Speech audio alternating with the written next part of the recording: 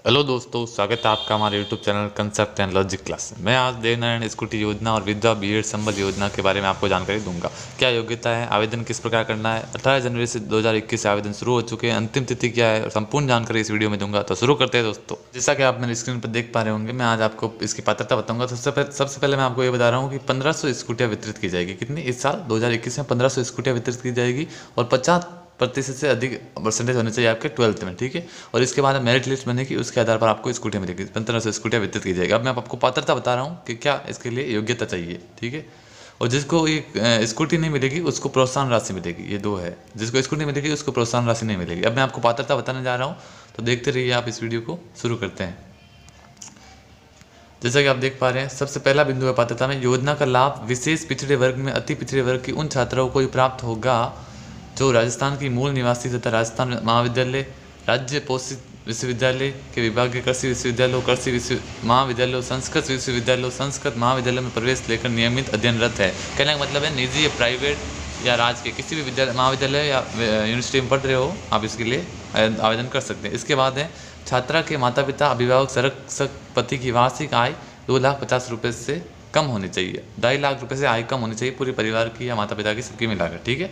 तीसरा पॉइंट है योजना का लाभ अविवाहित, विवाहित, विधवा तथा परित्यक्ता छात्रों को देय होगा। अविवाहित, विवाहित, विधवा तथा परित्यक्ता मतलब तलाकशुदा छात्राओं या औरतों को भी देय होगा, ठीक है। आगे बढ़ते दोस्तों। जिन छात्रों को देवनारायण छात्रा उच्च शिक्षा, आर्थिक सहायता या अन्य किसी प्रकार की छात्रवृत्ति मिल रही हो, उन्हें इस योजना के अंतर्गत प्रोत्साहन राशि देनी है। मतलब अगर आप किसी दूसरी स्कॉलरशिप योजना का लाभ उठा रहे हैं तो आप इस योजना में आवेदन नहीं कर सकते। नंबर 5वां पॉइंट है, जैसे कि आप देख पा रहे होंगे, 12वीं सीनियर सेकेंडरी तथा नियमित स्नातक प्रथम वर्ष एवं स्नातक अंतिम वर्ष एवं नियमित स्नातकोत्तर प्रथम वर्ष में अंतराल या गैप होने पर लाभ देनी है। मतलब 12वीं के बाद ग्रेजुएशन तक कोई भी अगर first year, second year, third year किसी में भी गैप है तो आपको इस योजना का लाभ नहीं मिलेगा, ठीक है दोस्तों। आगे बढ़ते हैं। इसमें क्या क्या डॉक्यूमेंट आपको चाहिए होंगे वो बता रहा हूँ मैं आपको। जैसा आप देख पा रहे होंगे, सबसे पहले आपको फीस, आप जिस महाविद्यालय में पढ़ रहे हैं उसकी फ़ीस चाहिए होगी, जो पहला पॉइंट है, उसकी फ़ीस चाहिए होगी, वो पहला पॉइंट है। दूसरा पॉइंट है पिछले वर्ष मतलब 12th की मार्कशीट। तीसरा पॉइंट है मूल निवास प्रमाण पत्र, जो आप जब आप कॉलेज में प्रवेश लिया होगा आपने तो मूल निवास प्रमाण पत्र बनाया होगा, तो वो मूल निवास प्रमाण पत्र चाहिए होगा। उसके बाद जाति प्रमाण पत्र, जो अति विशेष पिछड़ा वर्ग का जाति प्रमाण पत्र सक्षम अधिकारी द्वारा जारी किया गया हो, ठीक है, जो ई मित्र से भी आजकल आता है। छात्र के माता पिता, अभिभावक, संरक्षक वार्षिक आय 6 माह से पुराना नहीं होना चाहिए। मतलब आय प्रमाण पत्र बनता है जो 2.5 लाख रुपए की आय का बोला ना, उसका एक घोषणा पत्र बनेगा 2.5 लाख रुपए की आय का, जो 6 महीने से पुराना नहीं होना चाहिए। उसके बाद छठा पॉइंट है राष्ट्रीयकृत बैंक बचत खाता पासबुक की, मतलब कुल मिला के ये सेविंग बैंक अकाउंट की पासबुक होनी चाहिए आपके पास। 7वां पॉइंट है आधार कार्ड की स्व प्रमाणित प्रति, आधार कार्ड की फोटोकॉपी। 8वां पॉइंट है जन आधार कार्ड, जन आधार कार्ड भी बना हुआ होना चाहिए। जन आधार कार्ड जो पहले बमासा कार्ड कहते थे हमें, अब जन आधार कार्ड बोलते हैं। अगर ये नहीं होगा तो अभी आप आवेदन नहीं कर पाएंगे। और 9वां डॉक्यूमेंट है कि आपको एक इस आशय का शपथ पत्र की लाभार्थी अन्य किसी प्रकार की छात्रा का योजना का लाभ नहीं पा रहे हैं, एक एफिडेविट देना होगा कि आप इस योजना के अलावा किसी दूसरी योजना का लाभ नहीं ले रहे हैं, ठीक है। ये 8-9 पॉइंट है जो आपको ध्यान में रखने हैं। मैंने पात्रता और योग्यता बता दी है देवनारायण स्कूटी योजना के लिए। अब मैं आपको विधवा बीएड संबल योजना के लिए पात्रता बताऊंगा। आगे बढ़ते हैं दोस्त। अब मैं आपको विधवा संबल योजना बीएड के लिए पात्रता बता रहा हूँ, तो देखते रहिए आप। जैसा कि आप सबसे पहला पॉइंट इसमें लिखा हुआ है, वर्ष 2020-21 में राज्य में स्थित शिक्षक प्रशिक्षण संस्थाओं में बीएड पाठ्यक्रम प्रवेश लेकर अध्ययनरत छात्र अध्यापिका योजना में हेतु पात्र होगी। मतलब जो विधवा है या जिनके तलाकशुदा है वही इसमें भाग ले सकती हैं। इसके बाद क्या लिखा है, पूर्व वर्षों में बीएड पाठ्यक्रम में प्रवेश प्राप्त बीएड की योग्यता अर्जित कर लिए हुए महिला इस योजना का लाभ पात्र नहीं होगी। अगर आप पूर्व में बीएड कर चुकी है और योग्यता का लाभ ले चुकी है तो आप योजना का लाभ नहीं ले पाएंगे, ठीक है। आगे बढ़ते दोस्तों। दूसरा पॉइंट क्या है इसमें, दूसरा पॉइंट है आवेदन के साथ विधवा प्रशिक्षणार्थी को होने की स्थिति में पति का मृत्यु प्रमाण पत्र, अगर आप विधवा हैं तो पति का मृत्यु प्रमाण पत्र, उसकी फोटोकॉपी एवं परित्यक्ता छात्रा अध्यापक की स्थिति में सक्षम न्यायालय काजी द्वारा जारी तलाकनामे प्रमाण पत्र, ठीक है। अगर आप तलाकशुदा है तो तलाकनामे की प्रमाण पत्र होना चाहिए जो काजी द्वारा, मतलब जिस जज या जिस कोर्ट द्वारा तलाकनामा जारी किया गया है, ठीक है। और संलग्न उसकी फोटोकॉपी संलग्न होनी चाहिए। समझौता आधार पर किए गए तलाक मान्य नहीं होंगे, ठीक है। आगे बढ़ते हैं। सक्षम काजी द्वारा दिए गए तलाकनामे के साथ समाज के 2 प्रतिष्ठित व्यक्तियों के स्टाम्प पेपर पर निर्धारित नोटरी द्वारा प्रमाणित तलाक को प्रमाणित करने के प्रमाण पत्र संलग्न किए जाने हैं। मतलब यह है कि जो आप तलाकनामा दे रहे हैं उसमें आपके समाज के 2 प्रतिष्ठित व्यक्तियों के साइन होने चाहिए, वो प्रमाण सबूत के तौर पर कि हाँ तलाकनामा स्वीकार किया गया। आगे बढ़ते दोस्तों, तीसरा पॉइंट है दोनों ही प्रकार के प्रकरणों में नॉन जुडिशियल स्टाम्प पेपर पर नोटरी प्रमाण पत्र शपथ प्रस्तुत किया जावे। स्टाम्प पेपर अलग अलग तरह के होते हैं, तो नॉन जुडिशियल स्टाम्प पेपर पर ये काम होना चाहिए। ठीक है, आगे बढ़ते दोस्तों, पहला है इसमें भी, तीसरे में भी अ पॉइंट, क्या आपका नाम, अगर आप विधवा तलाकशुदा होने की स्थिति में पति का नाम, स्वयं के एवं पति के अलावा पिता का नाम भी साथ में उल्लेख किया जावे। इसके बाद विधवा होने की स्थिति में पति के निधन की तिथि और परित्यक्ता की स्थिति में सक्षम न्यायालय अधिकृत काजी द्वारा तलाकना की डिग्री तथा तिथि भी अंकित करें।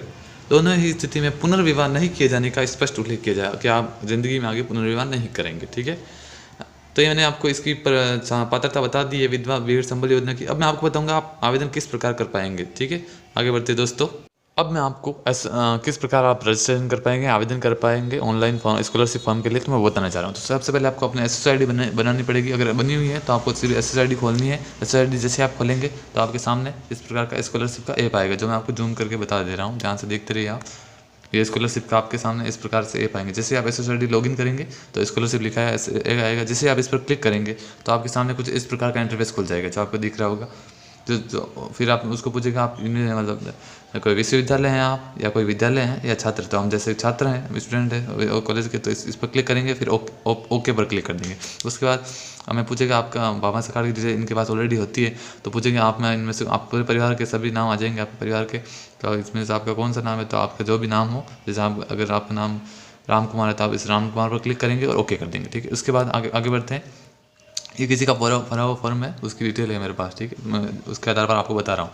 फिर आपको पर्सनल इन्फॉर्मेशन भरनी है अपनी। ठीक है, प्रोफाइल सेक्शन में जाना है अपना, इसको प्रोफाइल क्रिएशन में जाना है और अपने पर्सनल डिटेल भरनी है, पर्सनल इन्फॉर्मेशन भरनी है। पर्सनल इन्फॉर्मेशन कुछ नहीं, नाम, माता का नाम, पिता का नाम, जन्म तिथि, ये भरने हैं। ठीक है, कोई बड़ी बात नहीं है। अपनी जाति ये तो सबको पता ही होता है, आप हिंदू है वगैरह।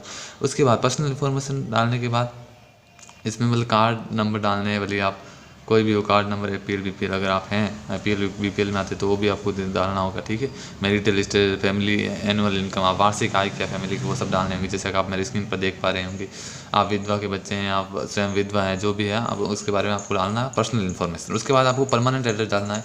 फिर डालना है परमानेंट एड्रेस, जैसे कि आप देख पा रहे होंगे। परमानेंट एड्रेस में कोई बड़ी बात नहीं, परमानेंट एड्रेस में लैंडमार्क डालना है, डिस्ट्रिक्ट डालना, जिला कौन सा है, सिटी, जिला, विलेज, गाँव जो भी है आपका, वो भर के तहसील वगैरह डाल के, ये पोस्ट ऑफिस जो भी है वो डाल के परमानेंट एड्रेस हो गया।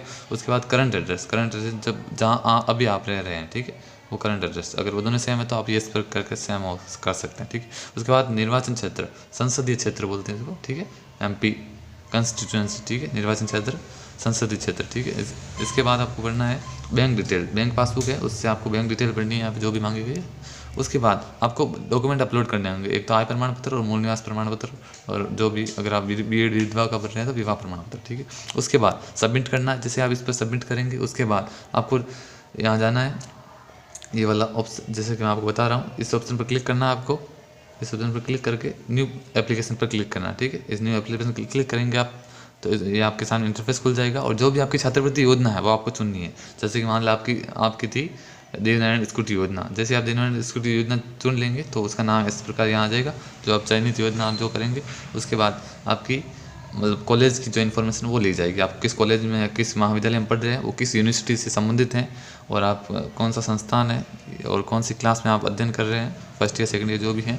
प्रवेश की तिथि आपसे पूछी जाएगी, लास्ट एग्ज़ाम कौन सा दिया है आपने, लास्ट एग्ज़ाम कितने परसेंटेज बने हैं, और रोल नंबर क्या थे उसके, और उसके साथ ही उसकी अंतिम परीक्षा उत्तीर्ण की मार्कशीट। जैसे 12वीं पास अगर आप देवनारायण स्कूटी के लिए करें तो 12th की मार्कशीट चढ़ानी होगी, और BEd की फर्स्ट ईयर में अध्ययन रहते तो ग्रेजुएशन की मार्कशीट चढ़ानी होगी। ठीक है, और फिर फीस डिटेल का मतलब अगर BEd फर्स्ट ईयर करें, जिस कॉलेज या जिसमें अध्ययन कर रहे हैं उसकी पूरी फीस, जैसे आपकी कितनी पढ़ने की फीस कितनी है, स्पोर्ट्स फीस कितनी है, ट्यूशन फीस, वो पूरी फीस लिखनी है, और उसकी रसीद का फोटोकॉपी यहाँ पर स्कैन भी करना चढ़ाना। इस प्रकार आप फॉर्म भर गए। मैंने आपको पूरी आवेदन की डिटेल किस प्रकार करनी है पूरा आपको बता दिया है।